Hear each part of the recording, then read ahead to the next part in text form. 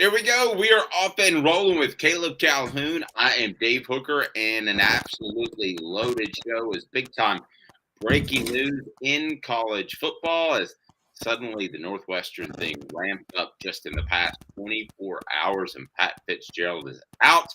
Northwestern is looking for a new coach. Also, the Vols at SEC Media Days, as we reported, I believe first, Joe Milton, Jacob Horn, and Amari Thomas will be the guys that will be representing Tennessee in Nashville, not Birmingham, in the unofficial kickoff of the 2023 season. Also, Joe Milton, fourth-ranked quarterback in the SEC. That seems pretty complimentary to me. Should the Vols be concerned about Devin Leary, Spencer Rattler, or Carson Beck? They follow up Joe Milton, or right ahead of Joe Milton, I should say, in the rankings, best quarterbacks in the SEC, and the worst coaching jobs in college football. I say this because Northwestern, and there's a column on offthehooksports.com that Caleb wrote, what are the worst jobs in college football? We would have said Northwestern there, but give Pat Fitzgerald credit for building something and also give them a lot of credit for what they did in terms of facilities.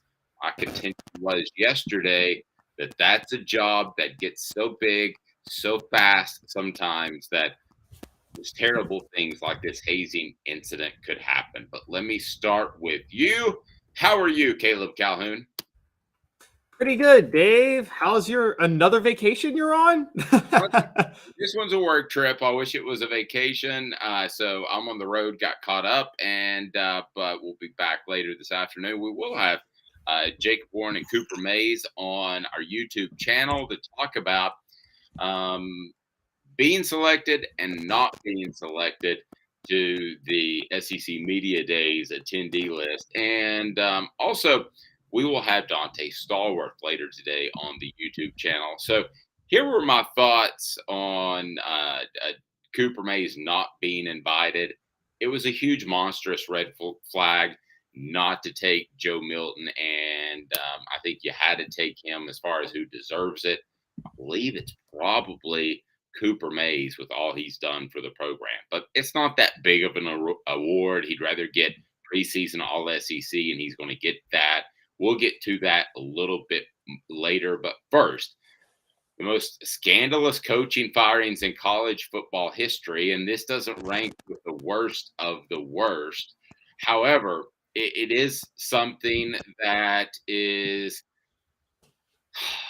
disturbing to say the very least. That hazing would still be happening in this day and age of college football, including hazing with a sexual innuendo is the nicest way I can put it. Caleb, were you surprised that Pat Fitzgerald was fired as quickly as he was?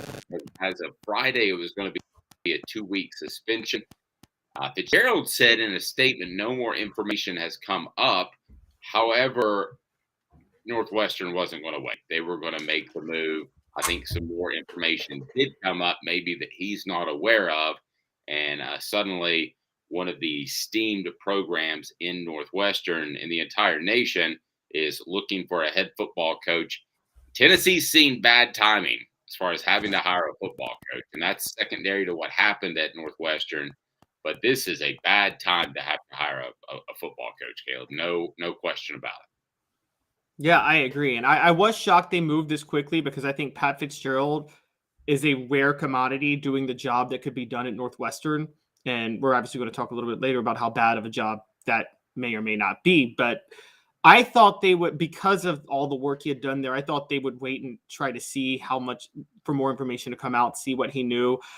I kind of, having covered a lot of these instances myself, I don't like to immediately cast aspersions specifically on the head coach because we don't know. A lot of times we aren't aware how involved or not they were, but you can still rate the scandal overall, regardless of whether or not you think the coach was involved. I mean, so that there was the whole Baylor situation a few years ago. To this day, people debate how involved Art Briles really was. A lot of people think he was railroaded in that situation. But whether or not he was, it was a scandal in itself. So I wonder how that applies with Northwestern. You're right, not the worst scandal we've seen in college football, but maybe top 10 this century, would you say, in terms of scandal-ridden coach firings? Now, Caleb, it could be, but it could get a whole lot worse. We don't know the extent of this. The Joe Paterno thing just kind of started as a small seed that grew into a sapling that grew into an oak tree. So we don't know at this point. I thought I tend to believe it's going to be worse. And the reason I say that is because Pat Fitzgerald was a Northwestern guy through and through. I don't think they would pull the trigger unless they thought it was pretty serious. This is the equivalent of making a move like this if something like this were to happen with a Johnny Majors or Philip Fulmer because of their ties to the university. So I don't think you do it lightly. But let's all be grown-ups here, Caleb, for a second. They were 1-11 last year. There was a time when Northwestern looked like they were knocking at the door of the elite in the Big Ten. And had they done that and broken through, I don't think they're necessarily pulling the trigger over this scandal. I think the 1-11 is a big factor in this and probably makes it a lot easier to pull the Band-Aid all at once. Yeah, and particularly when Northwestern is somewhat like the Vanderbilt of the Big Ten, which is they're kind of happy to take the Big Ten check and be an academic school and focus on that. And being good in football is a nice bonus, but they're not going to let it. They're not going to let a scandal in football, particularly when they're 1-11, like you said, drag down the university as a whole. I mean, Penn State with Joe Paterno, one way worse scandal, but a different story altogether. But let's be honest, we all probably agree that, Dave, I don't know how you felt, but when I saw the Penn State kids marching in defense of Joe Paterno and put the statue back up, the university back in 2015, I mean, forget football. The school at that point, I'm like, I would never let my kid go to Penn State now. I mean, I'm sorry. I just think there's too much of a black mark on the school. I would never let my kid go there now because of that. So I think Northwestern doesn't want that happening. I've always wondered, and maybe we could look that up at some point. We've seen Nick Saban and the attendance at Alabama, not just football players, but we've seen Nick Saban have this huge impact on the number of players that have just attended the university, Caleb. But I wonder if Penn State was hit by overall enrollment and if they lost enrollment. I'm just talking about regular students, not even athletes. Now, if we look at some of the most scandalous coaching firings in college football history, we're talking about crimes against humanity. We're not talking about Alabama paid Antonio Leon, right? So we're on a different level. Okay. So I just want to make that very, very clear. We're talking about crimes against humanity. I can't possibly imagine one that's worse than Joe Paterno. To me, that's in a class all by itself. I mean, we're going to talk some different ones, but Caleb, isn't that that's another level, right? It's next level scandalous, next level criminal, and next level embarrassing that Joe Paterno probably had more support than any of the other people that were fired, and he probably committed the worst crime. And I will never forget, I was just a fan at the time, and I was a student. You were covering Tennessee. But my first foray into Joe Paterno was that 2000. I knew about him like everybody, but that 2006 Tennessee Penn State Outback Bowl. Remember that game, the Foster fumble, where Joe Paterno coached the game, sitting in the stands, and got media coverage like he had something to do with that win, and he carried himself like he was just some sort of godly saint. And I don't know, something stuck out to me about that like this guy just seems like a lying fake snake that just considers himself a saint above reproach. I mean, almost like, you talk about like the scandals in the Catholic Church. And when you hear about certain like priests that feel like they're above reproach and the way the church handled it, I felt that with Penn State then. And then it turned out, well, there were some similarities there with Joe Paterno. There was. So the others that we talk about as far as big time scandals would be Hugh Freeze, obviously at Ole Miss. And did he pay players? Yeah. But he also paid escorts, so that was not a good one. And that scandal's worse than it looks on its face, by the way, because he also lied to players that they weren't going to get on probation, so they couldn't enter the transfer portal in time. And that's why the school threw Houston Nutt under the bus, because they were just waiting until the transfer portal window, which was much narrower during that time, passed, so the recruits would be stuck at Ole Miss. So he's a huge liar also on top of that. I honestly wasn't aware of that part.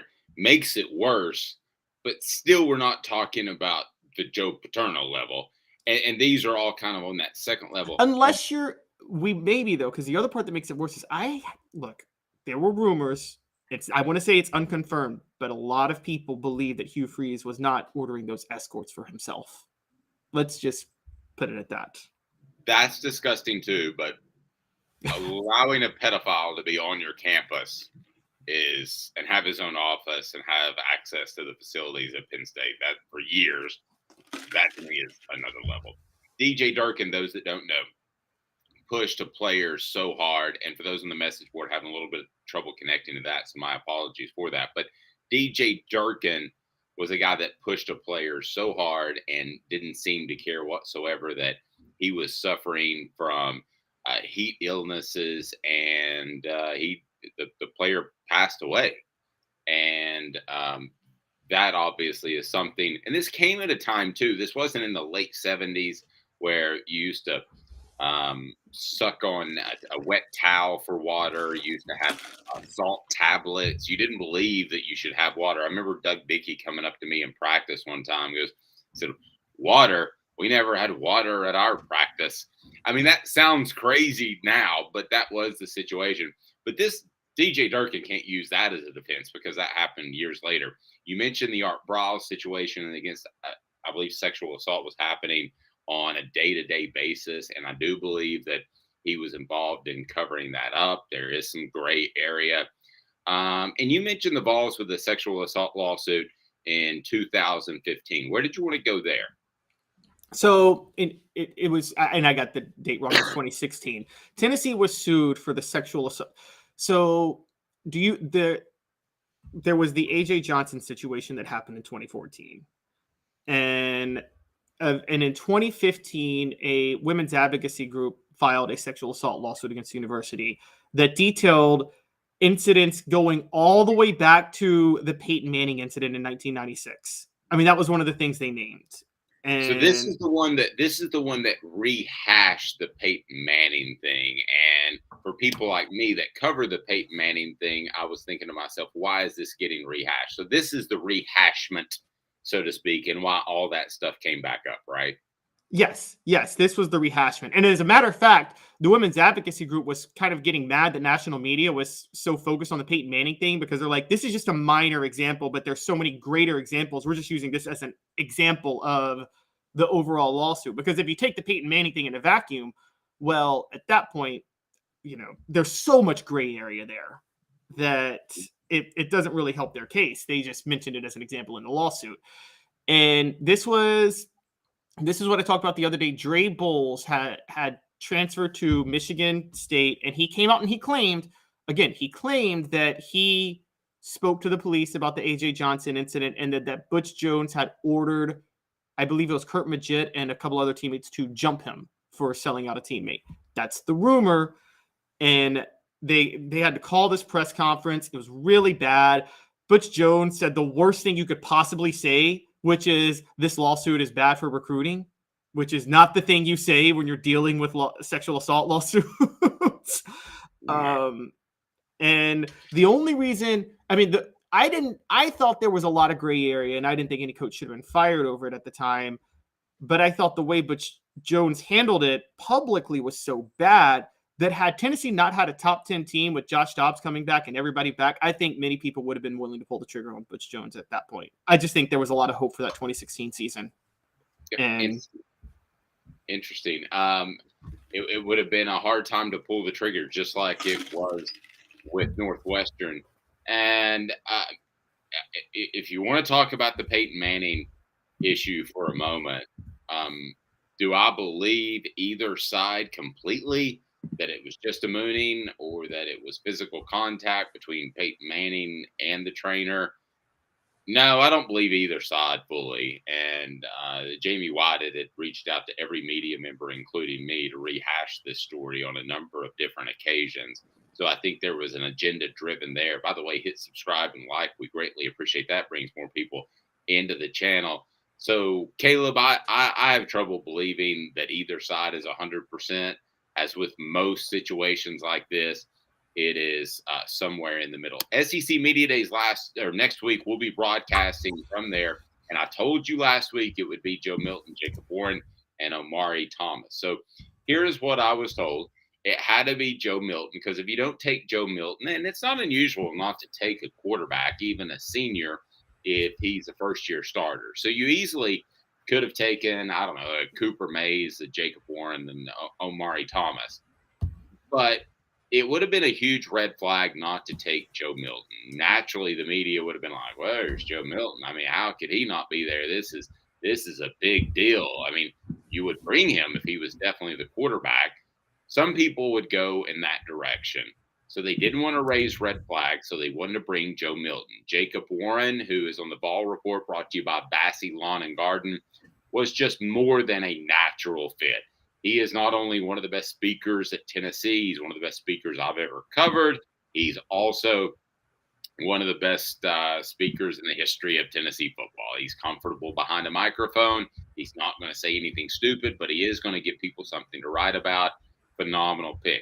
Omari Thomas, you had to have a defensive guy. You had to have a defensive guy, or you're basically saying to the SEC media, this is still an offensive team. It's not a defensive team. So I certainly got the pick of Omari Thomas. If it was up to me, I wouldn't have played politics. I would have gone based off what you deserve with a little bit of newsiness. So I would have gone Joe Milton, Jacob Warren.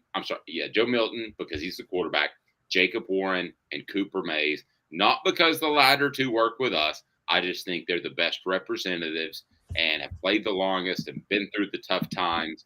I would have taken those two guys, and it would have been all three offense. People would have said, oh, Tennessee's still going to be a defensive team. I wouldn't care. But I would take Joe Milton because I think it would help the pub of the program, even if I had doubts about him, which I don't think the Tennessee coaches do. But even if I had doubts about him, I would take Joe Milton because he's going to be the face of the program, Caleb. And I think it is a good sign, though. Not all of this is orchestrated, that he's worked hard. Let's face it. If he showed up at the facility at 11 o'clock a.m. and left at 3 p.m. and didn't put in the work, they wouldn't be taking him. So that I think it's a good sign. It's not a definitive sign, but a good sign, Caleb. Yeah, and also let's chicken or the egg this real quick. I think that for anybody that accuses us of saying Cooper Mays should have gone because he works with us, you picked Jacob Warren and Cooper Mays because you think they're the best representatives for Tennessee. So yeah. It's part of the reason you think they should go is why you picked them to be on the show or to be part of affiliated with the show. So because of what you believe about them. So that part came first. So yeah, thank you for saying that actually, because I thought that was a couple of pretty good calls by Dave, but I didn't want to say that myself. Yeah. So the thing that sticks out to me, there are a couple of things that stick out to me. I understand you're right. The Joe Milton and the defensive guy, you got to have your quarterback and a defensive guy if you're politicking. And then Jacob Warren and Cooper Mays, I think the tiebreaker was this is Jacob Warren's last year of eligibility, and technically Cooper Mays has another year of eligibility. I'll tell you what kind of threw me off, though, Dave, and I don't know if you have any inside reporting on this. Picking Omari Thomas over Jalen McCullough stood out to me because Omari Thomas also has another year of eligibility, and Jalen McCullough is in his final year, and he's started every year since 2019. Now, again, sometimes guys can just be really good, quiet players who aren't natural leaders in front of the camera. So maybe that's why. I mean, maybe it's because of the indictment that we're talking about. I don't know. What do you think? Both. You think it's both? Yeah. I don't think you take a guy with even if you believe he's 100% innocent with an assault issue hanging over his head. I don't think you take Jalen McCullough. I don't think it's even a question that you would take him. No. I would not take him. I would take a defensive player if my hand were forced. I guess Omari would be the guy. I don't think Omari's going to be very comfortable. I mean, we're talking about 500 media members. The other thing you have to remember with Joe Milton is, he had the I don't lose in Florida line that was at the Peyton Manning camp not long ago. So it's funny that your most high profile guy and your quarterback, who's typically the leader, is by far the most likely of these three to say something, because Joe has some brashness. You haven't seen Joe a lot in front of the media, but Joe has some brashness from what I'm told.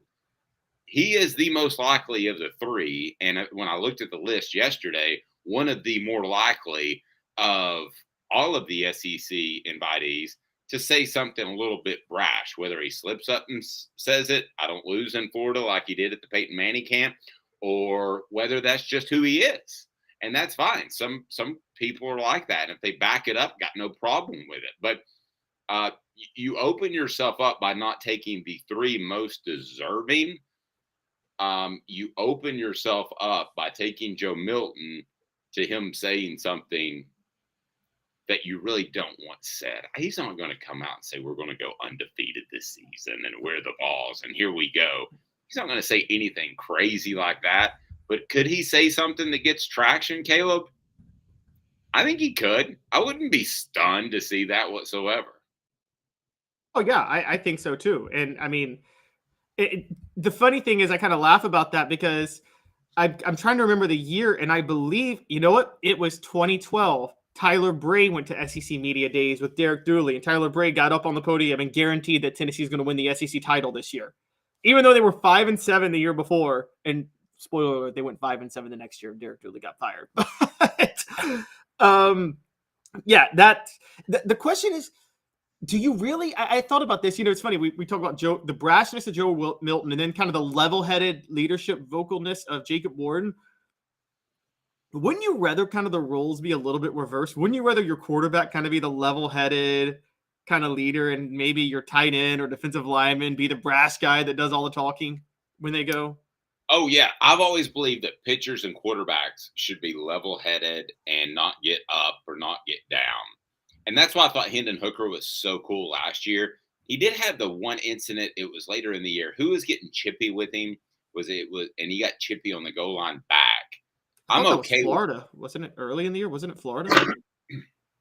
Man, I thought there was an incident later in the game too, where somebody caught him on a camera. And I'm okay with that. With occasionally, if somebody gets in your face, be it Florida or whoever, you just don't want your guy being brash and talking stuff and throwing beer bottles at jet skis and all this. I know I'm combining two stories, but with Tyler Bray, I mean, you don't want all that stuff, Caleb. Right. And Joe Milton hasn't done any of that, to be fair, but he hasn't. He's good. It's not going to go in that direction. Hit the subscribe button. Be sure and like if you haven't to this point.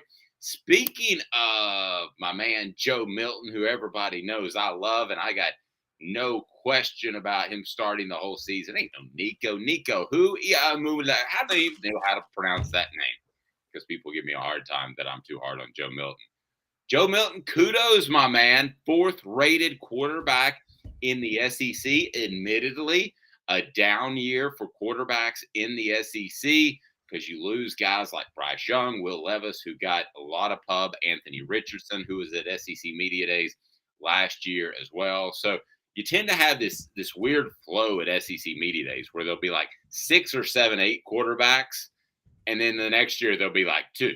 And I don't know if that's coincidence or what, but it seems to happen that way. And it's happening this way for Tennessee. And Joe Milton is one of the higher rated quarterbacks in the SEC, partly because of what he's done in his passing camps, in games, in his ability to show off his big arm. But part of that is because some other quarterbacks have moved along. It's unfortunate because I like Joe Milton better than Will Levis and Anthony Richardson. But if we were doing this rating with some sort of combination of last year and both, he could be like 7th or 8th on the list because he would be behind Bryce Young. But in this particular case, he's the 4th-rated quarterback in the SEC. I will go ahead and tell you this. This is a guarantee. Will you please write this one down? If Joe Milton at the end of the year is rated 4th or better as a quarterback in the SEC among his peers, Tennessee will be 10-2. Tennessee will be a top 5. Notice I gave myself an out for the college football playoff, but they will be a top 5 team at the end of the year, either in the college football playoff or knocking at the door. They'll be at least 10-2 if he's a top 4 quarterback in the SEC. Boom, done. There's in my mind, there's no argument. You can argue it, but in my mind, I'm settled on that one. Yeah, I'm going to argue it. Oh, there Honestly, he goes. There he I'm going to argue goes. it. I think Joe Milton's going to have to do it. If Joe Milton's just number 4, look, he's going to have to be Hendon Hooker level to beat Alabama or Georgia again. So if he's number 4, Tennessee's losing to Alabama and Georgia. They're losing to both teams, if that's the case. Then there's the issue of they still have to visit Florida and Kentucky. And if he's just 4th, they could lose to one of those. So, and I'm looking at the QBs ahead of him. KJ Jefferson is number 1, and I understand that, but I'm sorry. I am not a believer in Dan Enos. I don't think he's that good of an offensive coordinator. So I think Sam Pittman massively downgraded. So I think KJ Jefferson is going to be a downgrade. So at that point, you've got Jaden Daniels and Devin Leary at Kentucky. Look, I'm not as high on Devin Leary as a lot of other people are either. I think Liam Cohen is a great pickup for Kentucky. Bringing him back as offensive coordinator is brilliant for Kentucky, but they're still going to get by on their defense, and that's going to be the concern. So look, if Joe Milton is not top 3, I see Tennessee losing to Alabama, Georgia, and either Florida, Missouri, or Kentucky. One of the 3. Man, I'm so down on Florida, Missouri, and Kentucky. Of those 3, I guess I'm highest on Kentucky because I think that they'll kind of get back to basics and not push so much in Will Levis's face. But that brings up an interesting topic of a conversation. Which quarterback are you most concerned about?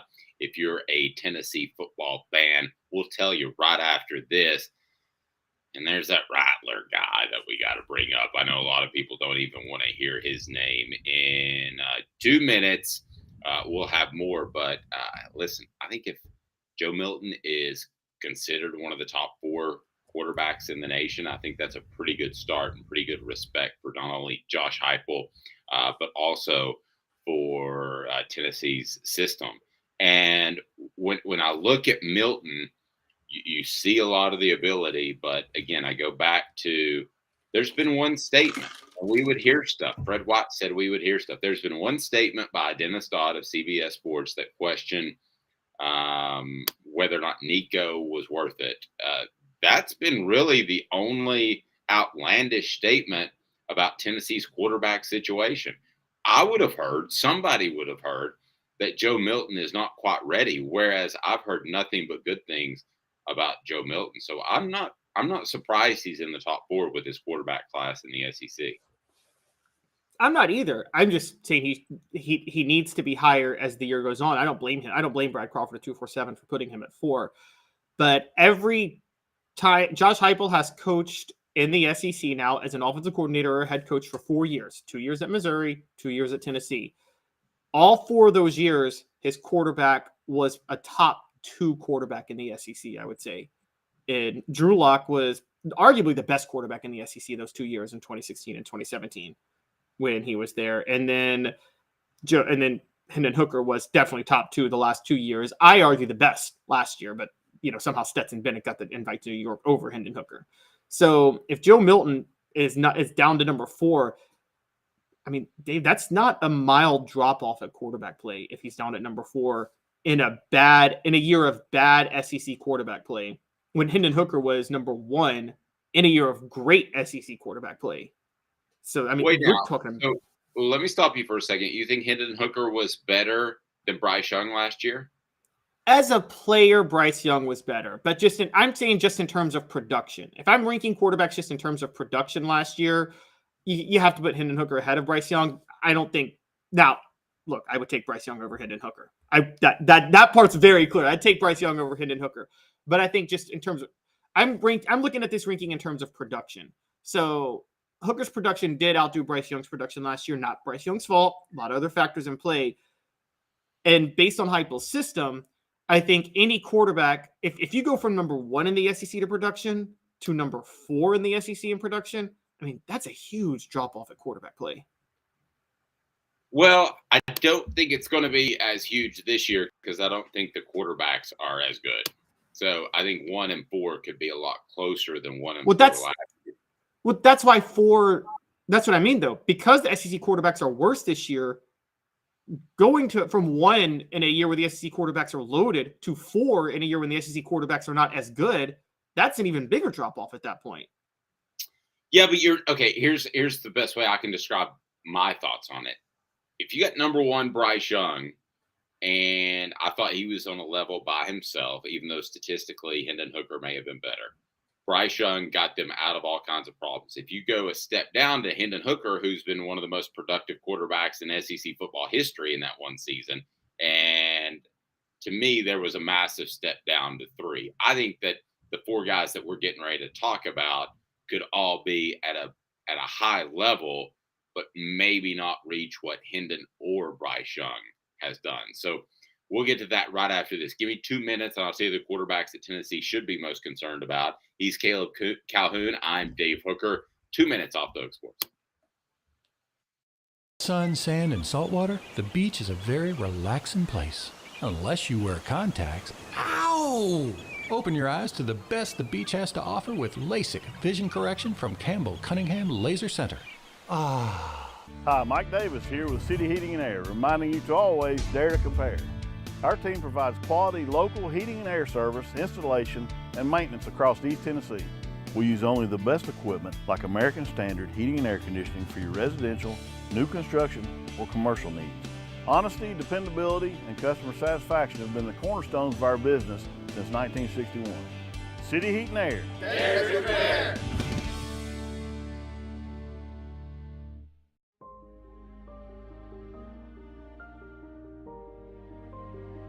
Our family has been creating one-of-a-kind pieces of jewelry in West Knoxville since 1986. Each piece is a combination of unique processes that bring your idea to life. Every day in our shop, a truly special item with a story all its own is being manufactured in our facility, bringing the history and family sentiment into a whole new generation of life.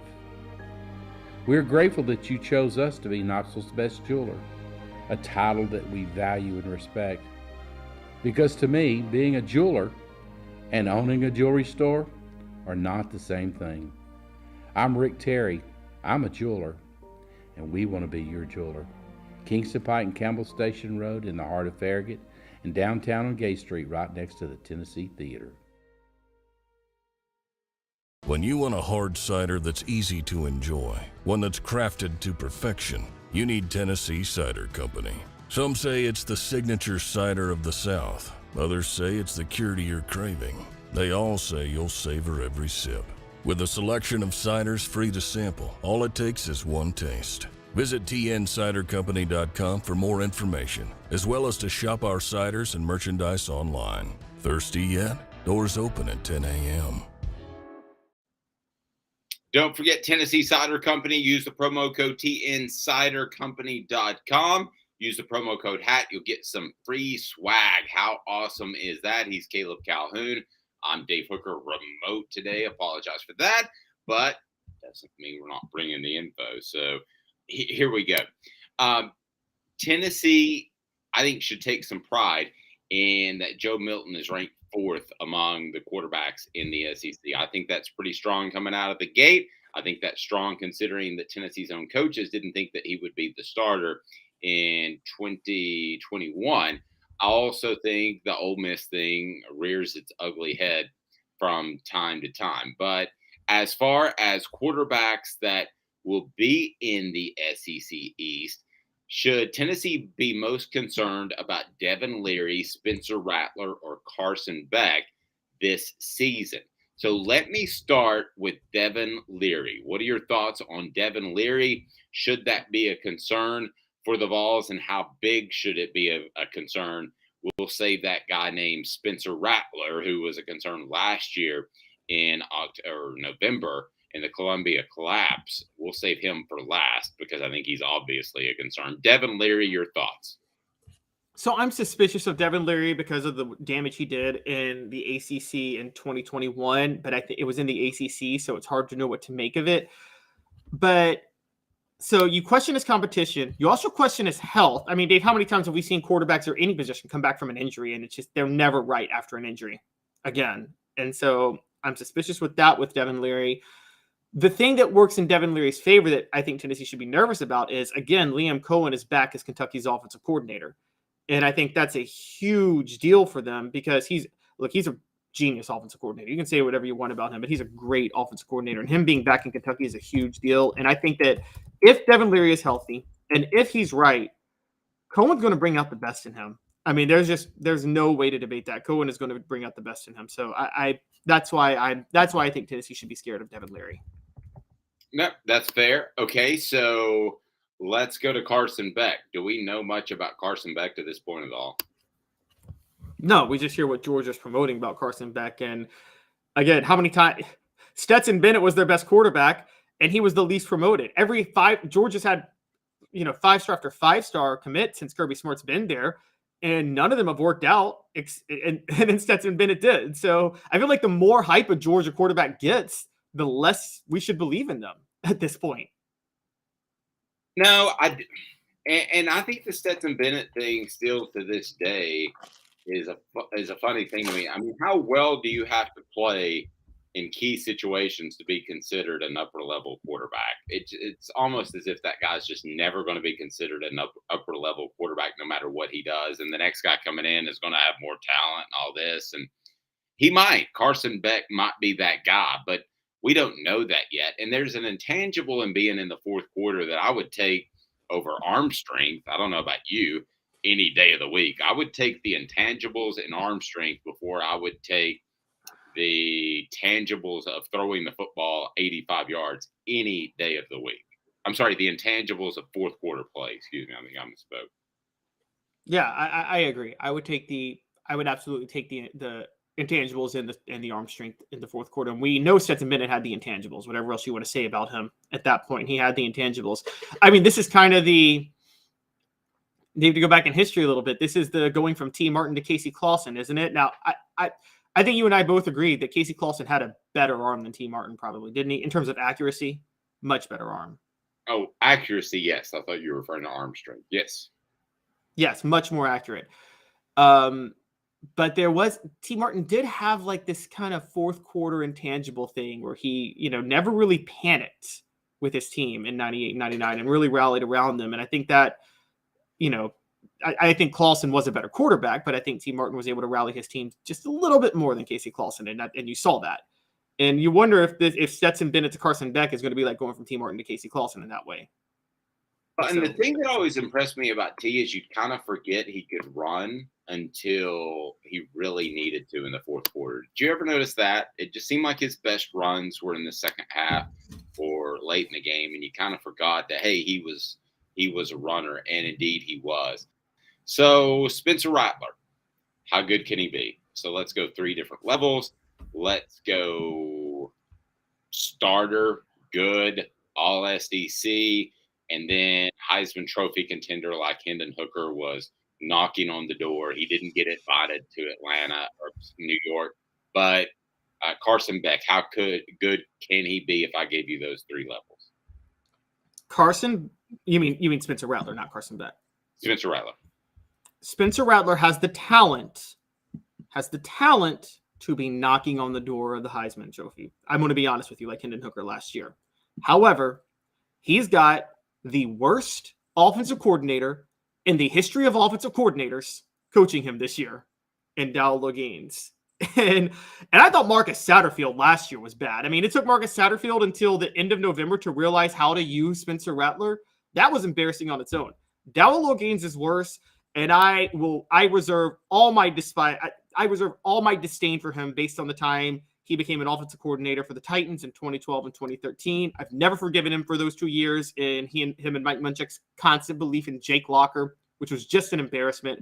And he's failed everywhere he's been as an offensive coordinator. He was with the Bears after that. He was with the Dolphins after that. He was with the Jets after that. Failed at all of those spots. And he's never been a college offensive coordinator. So I got zero faith in Dowell Gaines. I think Ray Goff, Tennessee should love the fact that Georgia hired Ray Goff. They should more love the fact that South Carolina hired Dowell Gaines. Yeah, I still, from the college coaches I talk about, despite the finish that South Carolina had, which included that game against Tennessee, a win against Clemson, I still hear that college coaches are not very high on the assistant coaching staff that has been assembled there in South Carolina. I mean, maybe they're young guys who don't have friends in the coaching community, but right now, if you ask around in the coaching community, there's not a lot of great things that are being said, Caleb, about the assistant coaches on South Carolina staff. Whereas I think Shane Beamer's goal is to grow himself into a Philip Fulmer, a really good recruiter, kind of a hip Philip Fulmer, so to speak, but worried about recruiting first. And he was a GA at Tennessee. But I don't hear great things about the staff at South Carolina. Whereas I thought Tennessee, if you want to make the Philip Fulmer comparison, had great coordinators, very good, a great coordinator in David Cutcliffe, a good coordinator in John Chavis. I think Dan Brooks was defensive line coach. He was fantastic. Steve Caldwell was fantastic as well. There was a lot of questions about Larry Slade, who was the defensive backs coach at the time. On the offensive side, if you want to go back, you had Randy Sanders as the running backs coach, but essentially he was another quarterback mind, another OC type that was in the room. And then you had Pat Washington at the receiver position that I thought a lot of people had very understandable questions about. So, and I don't think that South Carolina's staff is even that good. Maybe they'll prove me wrong, but I don't see it right now. Yeah, funny enough, the way Shane Beamer's doing it, a comparison that actually I think might be a little bit better is the last 2 years of Butch Jones at Tennessee and Derek Dooley when he was at Tennessee. And the reason I bring those two up is, didn't it seem like Derek Dooley was just hiring to hire and didn't really have an agenda or direction in his mind when he hired his staff during those years? Well, he hired his buddy who hadn't been in coaching before. I thought that kind of said enough in Chuck Smith. And I'm not knocking Chuck Smith, but why would you go and hire a guy who's been in the NFL, was about to get let loose by the Jets, and was really like a specialist, a pass rushing specialist coach? To me, that was a monstrous red flag. Do you remember that hire at the time? Wasn't that odd? Oh, I remember that hire.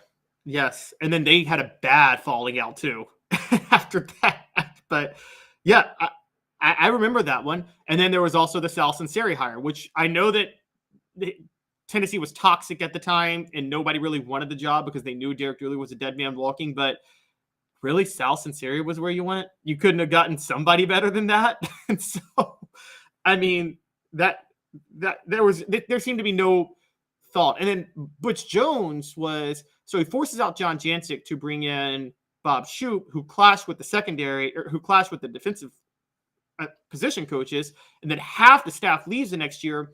And Butch Jones again just throws a hodgepodge of people together, and Tennessee goes 4-8. I think Shane Beamer's doing that, not to that extreme, but he just doesn't seem to have an agenda behind. He seems to, you're right, he seems to want to be hands off, hire a coach, and then just let them do their thing and have no idea of a direction he wants to go. At least Dabo Swinney as a CEO, he's like, I want a direction of this offense. I want to do the air raid now because nobody in the ACC is running it. So let me go get Garrett Riley to do it and run it. And he's thinking forward from that way. Shane Beamer was just throwing a hodgepodge staff together. Yeah, I agree. And that's what the coaching community completely agrees with Caleb Calhoun when you ask about Shane Beamer. I mean, in the best of worlds, Shane Beamer is able to hire two great coordinators and ride this thing out being a great recruiter. But there's some problems with that. I don't know that a great coordinator will want to work for Shane Beamer. I mean, the coordinator might be older than him, and I don't think they have the faith that he will be a great head coach / recruiter. Do they know they're going to be working with top flight talent? I mean, when you came to Tennessee, when Philip Fulmer was the head coach, you knew that you were going to have top flight talent, right? That made a lot of these decisions a lot easier if you were going to make the move from another school. So I don't know that they have that now, and I don't know that they're ever going to have that under Shane Beamer. It's tough for him. It's kind of like he's pulling from both sides, Caleb, in terms of what he can be. Can he manage his team while still being the guy who is Bruce Pearlish, if I may say so, who is rah, let's go, but at the same time is one of the top recruiters in the nation. I think that's asking an awful lot of Shane Beamer right now. I feel like he's pulled in a ton of different directions. So, worst jobs in college football. That's something that Caleb Calhoun has written about. One is in the SEC. I'm going to add my thoughts to be back in 2 minutes. Stick with us. Hit that like button, subscribe if you haven't yet, and support our advertisers, our sponsors. We greatly appreciate that. With Caleb Calhoun, I'm Dave Hooker, Off the Hook Sports. Our family has been creating jewelry since 1986, each piece unique with a story all its own. I'm Rick Terry with Rick Terry Jewelry Designs. I'm a jeweler, and I want to be your jeweler. We're grateful that you chose us to be Knoxville's best jeweler. My family and staff look forward to serving you. So please come see us. Kingston Pike and Campbell Station Road in the heart of Farragut, and downtown on Gay Street, right next to the Tennessee Theater. Hi, Mike Davis here with City Heating and Air, reminding you to always dare to compare. Our team provides quality local heating and air service, installation, and maintenance across East Tennessee. We use only the best equipment like American Standard heating and air conditioning for your residential, new construction, or commercial needs. Honesty, dependability, and customer satisfaction have been the cornerstones of our business since 1961. City Heat and Air. Dare to compare. With all that sun, sand, and salt water, the beach is a very relaxing place. Unless you wear contacts. Ow! Open your eyes to the best the beach has to offer with LASIK vision correction from Campbell Cunningham Laser Center.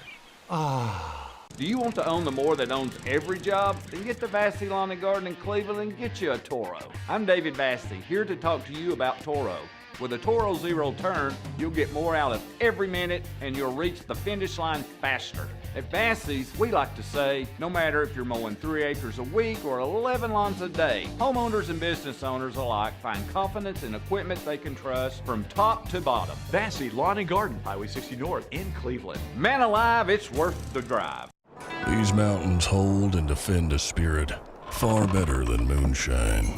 A drink that holds flavor, that becomes necessity. A hard cider made and relished by folk who are as hearty as they are legend. A refreshment that can only be found in one place. With a taste that makes you say, give me 3 bottles of the good stuff. Tennessee Cider Company, where necessity can be found. Worst job in college football. Welcome back to the program. He's Caleb Calhoun. I'm Dave Hooker. What is the worst job in college football? Because this comes up with the unfortunate, very terrible situation at Northwestern. And I never thought that was a great job. I thought that Northwestern tried to go all in. Frankly, Caleb, in terms of building a program, I thought it got a little too big, and that's why you see something like this happen. In case you don't know, they have one of the best training facilities in the entire nation. But worst coaching jobs in college football. What do you got? Start me from 10, bring me down, and I'm going to tell you if I agree or disagree. Okay, so starting at 10, and people are forgetting this because Deion Sanders is there, but it's Colorado. Colorado has dealt with the fallout of the Gary Barnett scandal in 2005 and has never really recovered from that, nor have they recovered from USC reemerging as a program, which happened under Pete Carroll, obviously, in 2001. And those two things are connected in the sense that you brought this up to me, and I didn't even think about this until you told me. Colorado's program under Bill McCartney was built on going into Compton in Southern California and getting kids out of there. The minute USC reemerged as a program, they kept those kids in California. Colorado lost their recruiting base. There's no real pipeline there. And unless Deion Sanders can use his splash to get people, it's just a really bad and hard job to win at now. No, I agree. Now, NIL could change all of these on this list, right? In 5 years, this could be a different conversation. But what we think right now, I totally agree with you. Colorado is a tough job, and that's why he took it, because he wasn't going to get offered an incredible job. All right, South Carolina. You've got it number 9. We've got a lot of South Carolina fans that listen to the program. Why South Carolina? So I do expectations relative to possibility. and South Carolina had back-to-back Hall of Fame coaches. Lou Holtz never did better than 9-3. Now, Steve Spurrier did win the East and then had 3 straight 11-2 seasons when the East was at its absolute worst during that time.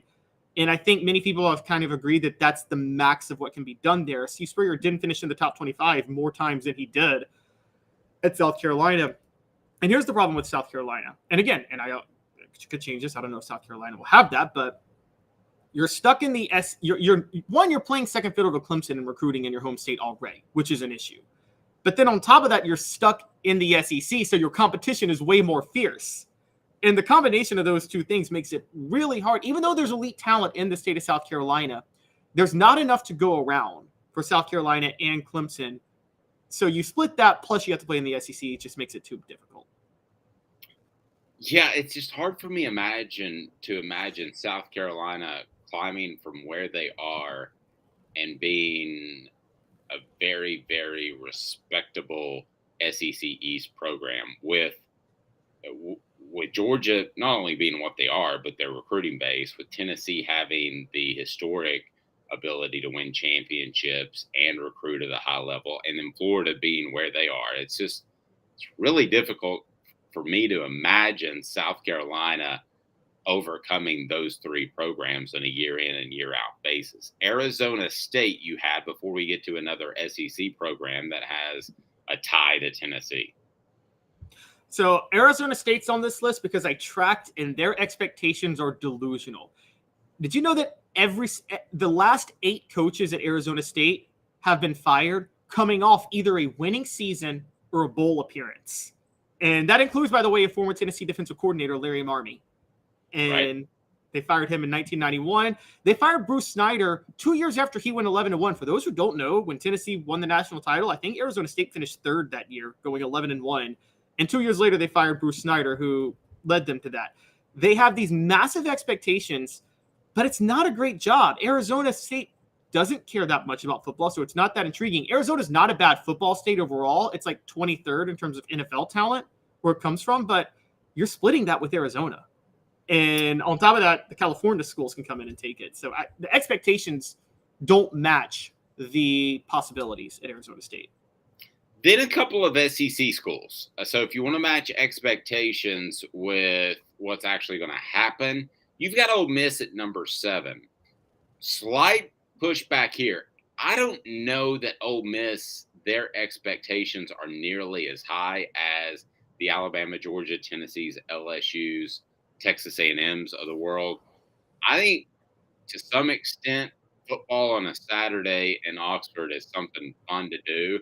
And unless you screw that up, which would mean, I guess, no sport coats or no cocktail dresses, I think that Ole Miss is okay being relevant. They fired David Cutcliffe a year after winning the East because of one losing season. But I can give you a little inside info. They told David Cutcliffe they wanted a significant coaching change, and he fought for his guys. So I don't think he would have lost his job, but he would have had another year.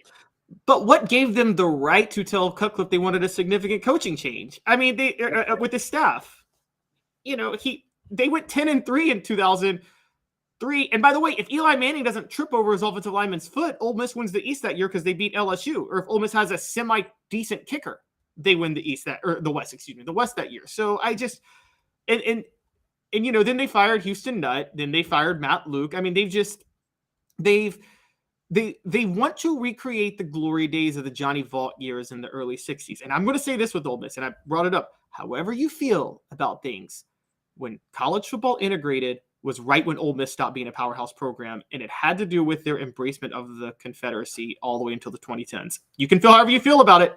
It didn't sit well with a lot of recruits. No, very true. And I've been there when the flags were still flying. The rebel flag was still flying within the stadium. Missouri, I would think that Missouri's a worse job than Ole Miss, but I don't think Ole Miss is as bad of a job as you do. Again, I go back to Missouri. Whether they're in the East, West, or this new no division sort of thing they got going on, how's Missouri going to top the greatest programs, in some cases history, of Texas, Oklahoma, LSU, Alabama, Georgia, Tennessee. I mean, how did they ever overcome that? I just don't see it being a thing. As a matter of fact, I wouldn't be stunned if they went to the Super Conference at one point and Missouri got left out. They don't have the same handshake agreements that, say, a Vanderbilt does, that you're never going to get left out of the SEC because they're new to the SEC, relatively new. I think Missouri could be a non-factor across the board in college football by 2035. I think it's a terrible job, a terribly tough place to win. They don't do much for me at all. Yeah, it's funny because they're trying, the SEC's trying to market this Arkansas-Missouri rivalry in football right now, like this border war, because the states are somewhat culturally similar, divided by the Ozarks. But the problem with that rivalry is that this Arkansas can go into Texas and get some rejects from Texas and Texas A&M, which is enough to build a pretty decent football program. They can go into Louisiana maybe and get a couple of LSU rejects. Those rejects are still pretty darn good. And so they can actually build a decent program with that. Missouri can't do that. And Gary Pinkel maxed out what could be done at Missouri, but everybody forgets when Missouri was doing that and playing so well, that was after Nebraska had fallen off and the Big 12 North was just the most garbage division in all of college football during that time, during the mid-2000s. And counting down, you've got number 5, Texas Tech, a terrible job. It looked like that was going to be a really good job when Mike Leach was there before Craig James got involved. That number 5, it surprised me to see it on the list just because I hadn't thought about it. I can't argue that it's number 5 on your list. Yeah, so the problem with Texas Tech is you think, oh, they're in Texas, they can recruit. They're in Lubbock. All the talent's in East Texas. Who wants to go? Dave, tell me, who lives in the Dallas, Houston, San Antonio area wants to go out to Lubbock to play football? Nobody. Exactly, nobody. And also, Texas Tech is cheap. I firmly believe they sided with Craig James' son because they wanted to get out of having to pay that contract extension that they gave Mike Leach. And they would rather be cheap than win. So I would encourage coaches to never take that job. Vanderbilt. Now, I will say this. The expectations are low, but maybe James Franklin raised them a little bit. But you had them number 4 on your list. Why?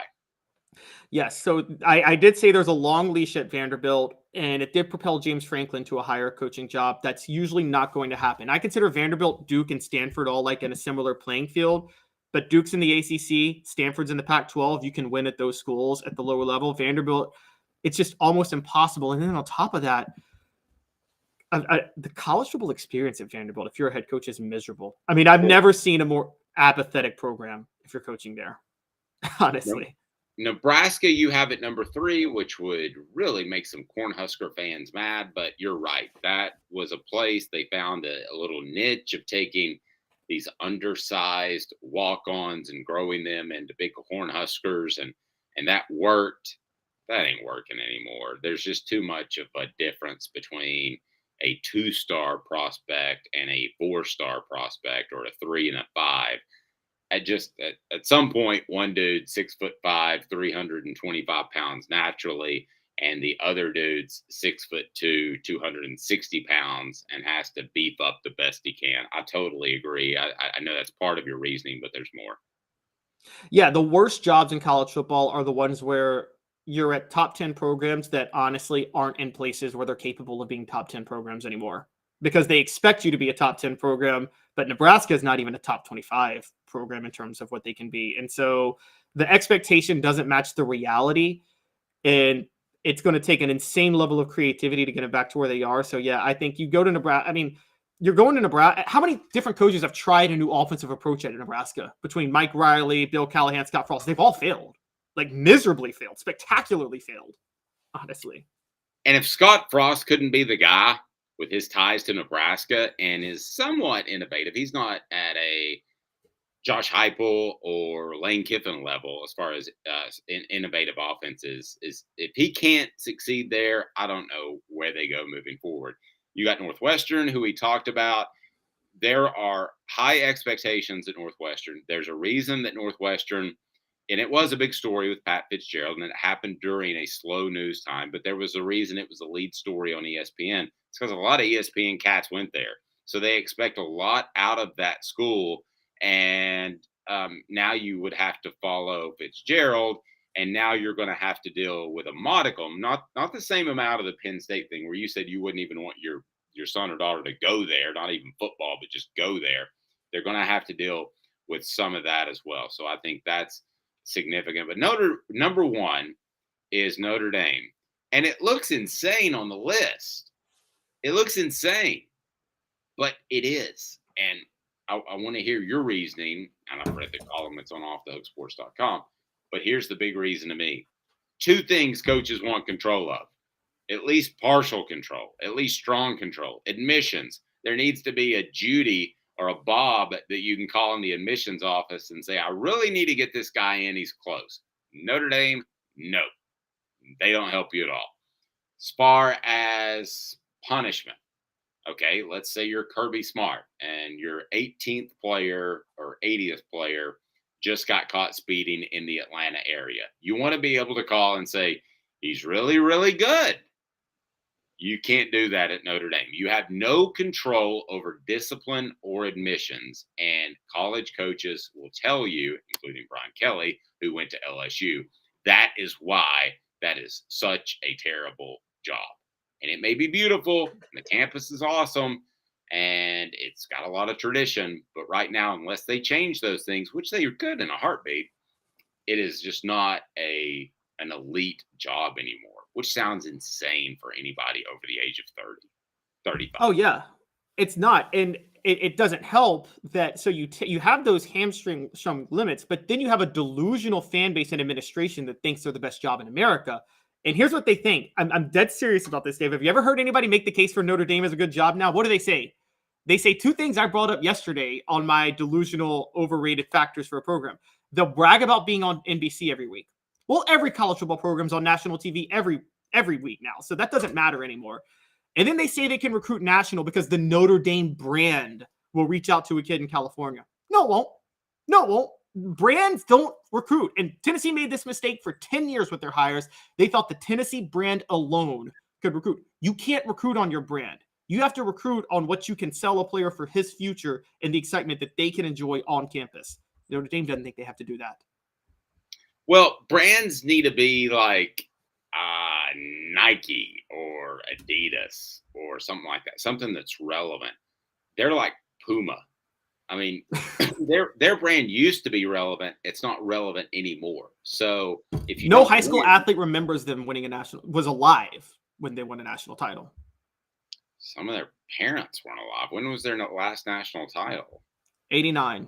Yeah, 89. Some of their parents weren't alive almost. I mean, that's not an incredible stretch. If you have a child that's 16 and now he's 17 and he's going through the recruiting process.